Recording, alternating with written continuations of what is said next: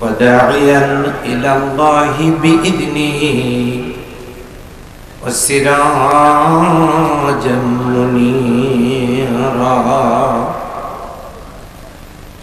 فقد قال الله تعالى في كلامه المجيد والفرقانه الحميد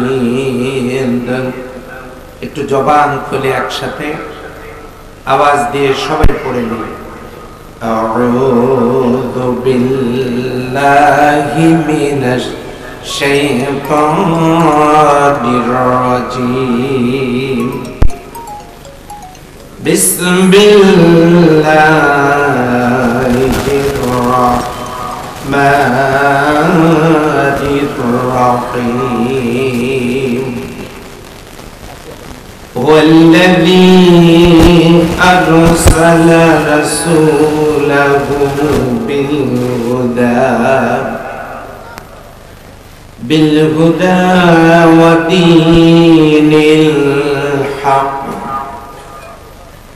ودين الحق ليظهره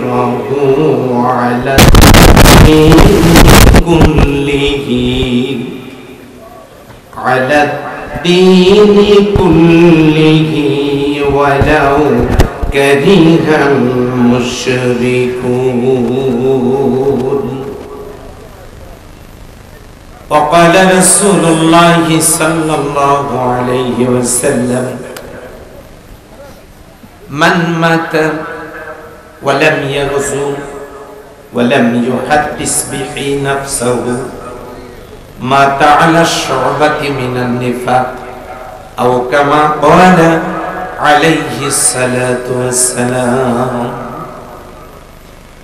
إن الله وملائكته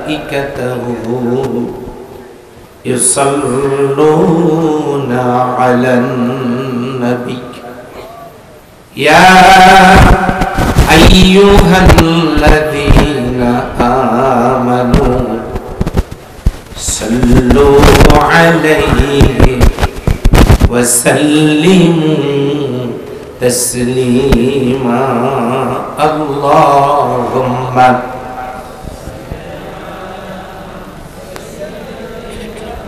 مولانا محمد وعلى آله سيدنا مولانا محمد अजानते তোমার নাম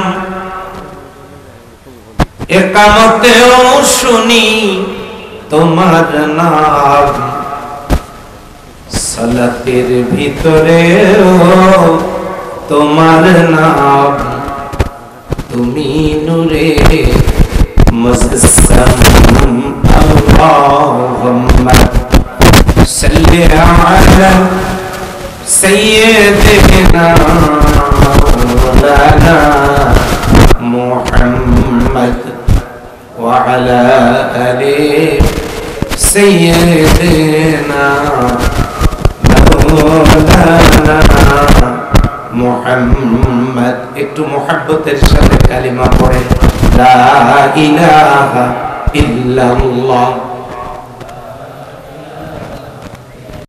আল্লাহ তাআলা তাকে একদিন টাকা দিয়েছেন সেই টাকা দিয়ে তিনি বড় একটা মাছ কিনে তিনি বাজার থেকে বাড়িতে গেছেন বাচ্চারা দৌড় দিয়ে এসে বলছে বাবা এটা কি বাবা বলছে মাছ ছেলেরা তখন বলছে না এটা তো মাছ না মাছ মানে তো টুকরা মাছ মানে তো পিস মাছ মানে তো চাকা মাছ মানে তো খন্ড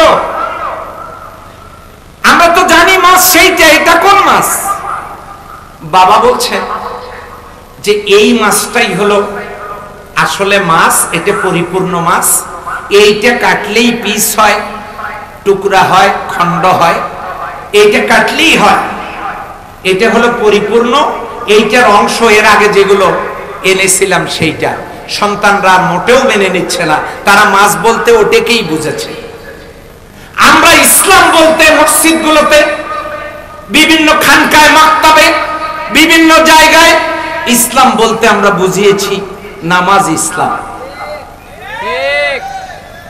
রোজা ইসলাম, হজ ইসলাম, যাকাত ইসলাম, পোশাক ইসলাম, জিকির ইসলাম, এগুলো আমরা বুঝাইছি।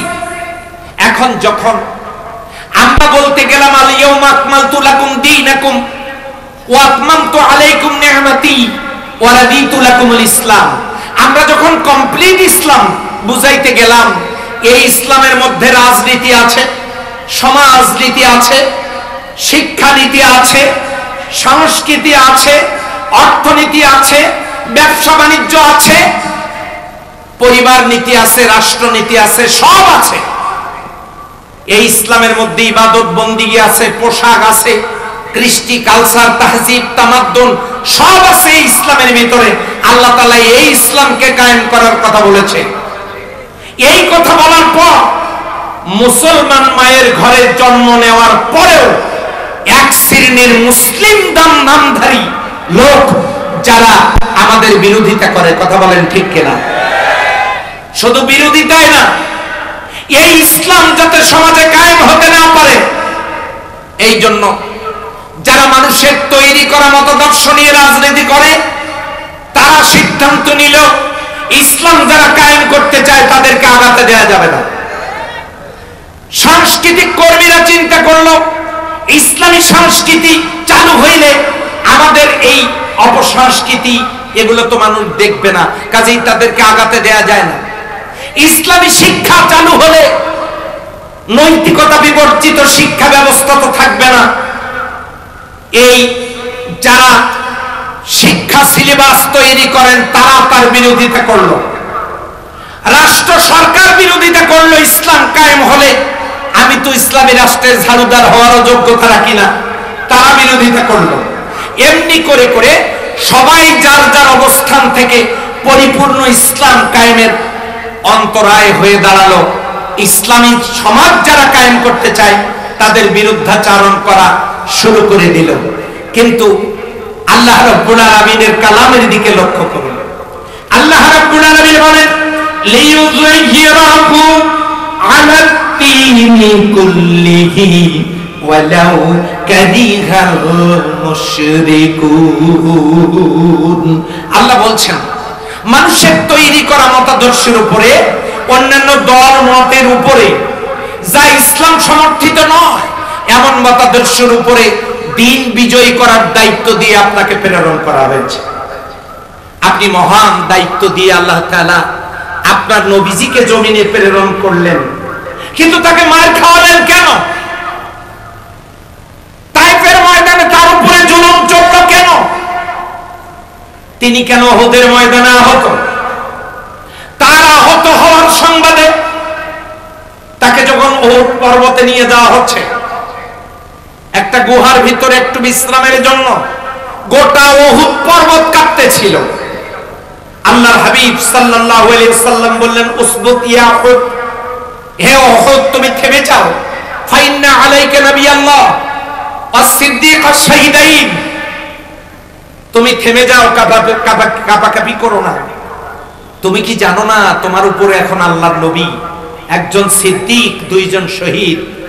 পরবর্তীতে সিদ্দিক হলেন হযরত আবু বকর সিদ্দিক রাদিয়াল্লাহু তাআলা আনহু, শহীদ হইলেন হযরত ওমর রাদিয়াল্লাহু তাআলা আনহু, হযরত আলী রাদিয়াল্লাহু তাআলা আনহু। দুইজন শহীদ এবং একজন সত্যবাদী এবং একজন আল্লাহর নবী তোমার উপরে, তুমি কাঁপাকাঁপি বন্ধ করো। এই কথা শুনে উহুদ পর্বত থেমে গেল। যে নবীর মায়ায় উহুদ পর্বত পর্যন্ত কান্না করতেছিল, কাঁদতেছিল, দয়াময় আল্লাহ আপনার সেই দয়ার নবী তিনি রক্তাক্ত। তিনি রক্তাক্ত হলেন কেন? আপনি তো তাকে নবী করে প্রেরণ করেছেন, মহান দায়িত্ব দিয়েছেন, রাসূল বানিয়েছেন, তাকে মার খাওয়ালেন কেন? আমার ভাইয়েরা, আমার মা বোনেরা, এবারে লক্ষ্য করুন, বিশ্বনবী তিনি যদি শুকনা খেজুরের গাছে হাত দিতেন, তাজা খেজুর সেখান থেকে আসতো। বাচ্চাবিহীন উটনির বাটে হাত দিলে দুধ বেরিয়ে আসতো।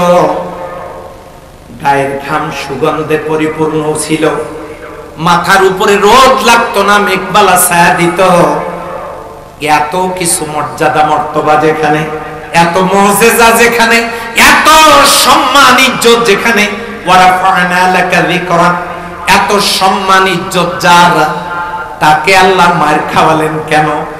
এই গুরুত্বপূর্ণ জায়গায় আমাদেরকে একটু খুব গভীরে যেতে হবে। সেটা হলো এই কারণে তাকে মার খাওয়ানো হলো।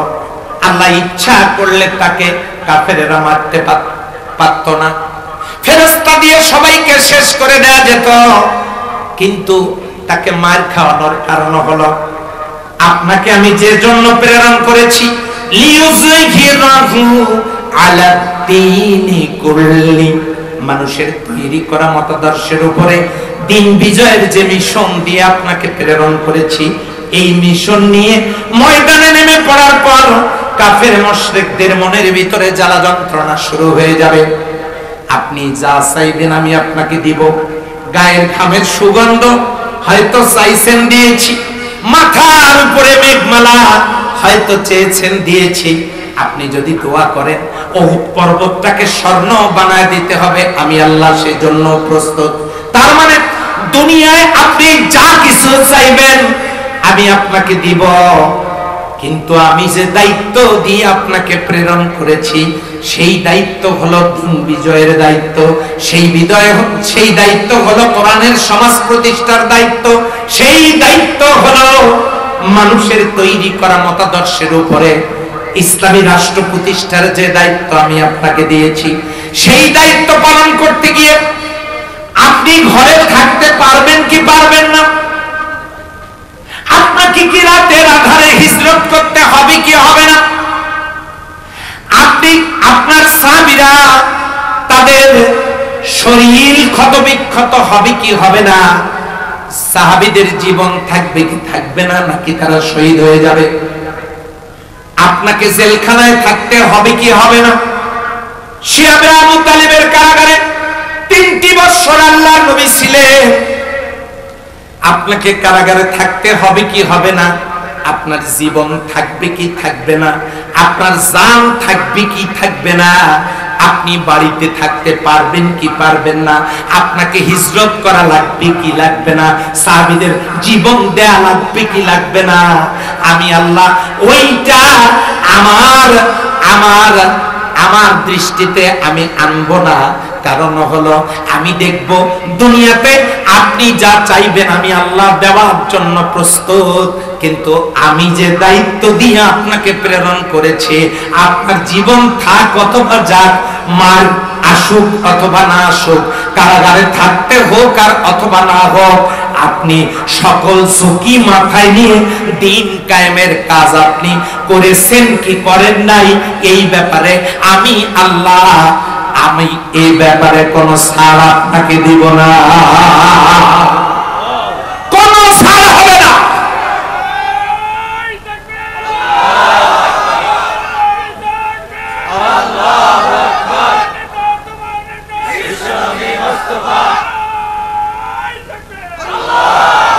বিশ্বনবীকে দুনিয়ার সব নিয়ামত আল্লাহ দিতে চেয়েছেন, মার খাওয়ানোর কারণ হলো এখান থেকে যাতে নবীর উম্মতেরা শিক্ষা গ্রহণ করতে পারে।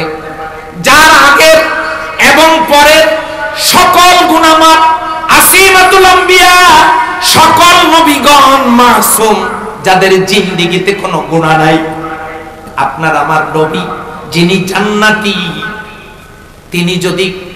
তিনি যদি আল্লাহর পক্ষ থেকে জান্নাতি মাসুম হয়ে থাকেন, তাহলে তাকে কষ্ট দিতে হবে কেন? কষ্ট দেওয়ার উদ্দেশ্য এটা না, কষ্ট দেওয়ার উদ্দেশ্য হলো ওইটা, দয়া নবী মার খেলেন এই জন্য যাতে তার উম্মতেরা এখান থেকে শিক্ষা গ্রহণ করতে পারে। যদি জেলে যা লাগে, শিয়াবে আবি তালিবের 3 বছরের জেল তিনি রেখে দিলেন।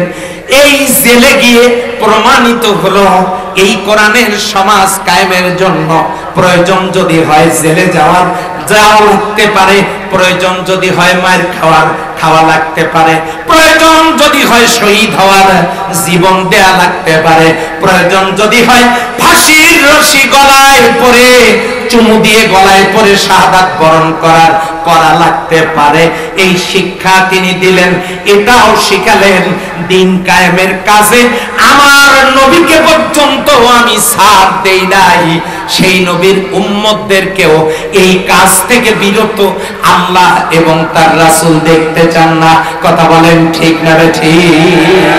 সেই নবীর প্রেমে, নবীর জীবনের সিরাতের আলোচনায় প্রয়োজন যদি হয় জেল জুলুম নির্যাতনের, আমাদের ভাইরা জীবন দিয়েছেন, রক্ত দিয়েছেন, শহীদ হয়েছেন, জেল খেটেছেন, আবারও যদি কখনো আল্লাহর দ্বীন কায়েমের জন্য এই রকম পরীক্ষা দিতে হয়, আজকের এই ময়দানে সেন্ট্রাল ঈদগাহ মাঠের মাহফিলে কারা কারা রাজি আছেন দুহাত তুলে দেখা যায়।